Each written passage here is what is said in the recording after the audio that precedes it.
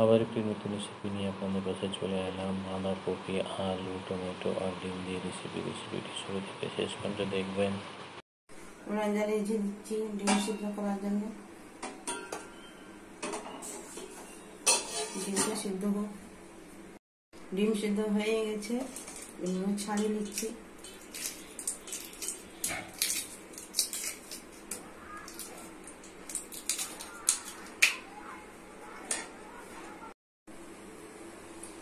গরম হয়ে গেছে তেল, দিচ্ছি একটু হলুদ গুঁড়ো, দিচ্ছি লবণ, ডিমগুলো লালচে দিচ্ছি।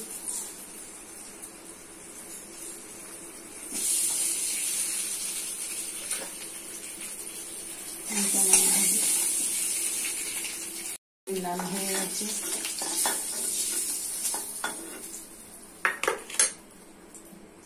গরম হয়ে গেছে, দিচ্ছি পেঁয়াজ কুচি। লাল হয়ে গেছে, দিচ্ছি আদা রসুন বাটা। ভালো করে আদা রসুন বাটাটা ভেঙে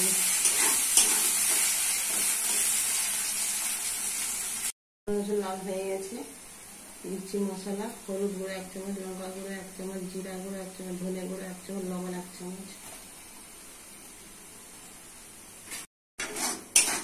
মশলা ভালো করে কষে নিতে হবে।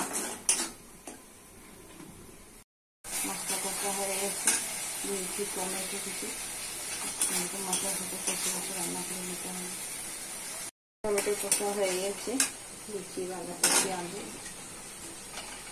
কষে নিতে হবে। বাঁধাকপি আলু অনেকটা বেড়ে গেছে, এভাবে কষে কষে রান্না করে দিতে হবে। দিয়েছি ঢাকা। বাঁধাকপি আলু টমেটো কষা হয়ে গেছে, দিয়ে দিচ্ছি জল।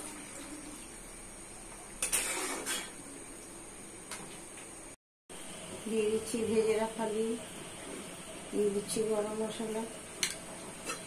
হয়ে গেলে নাম করে দেখাচ্ছি। রেসিপিটি রেডি হয়ে গেছে। কত সুন্দর, কত টেস্টি। বাড়িতে করে খাবেন, পরিবারকে করে খাবেন। সাবস্ক্রাইব করবেন, সবাই থাকবেন, বসে থাকবেন।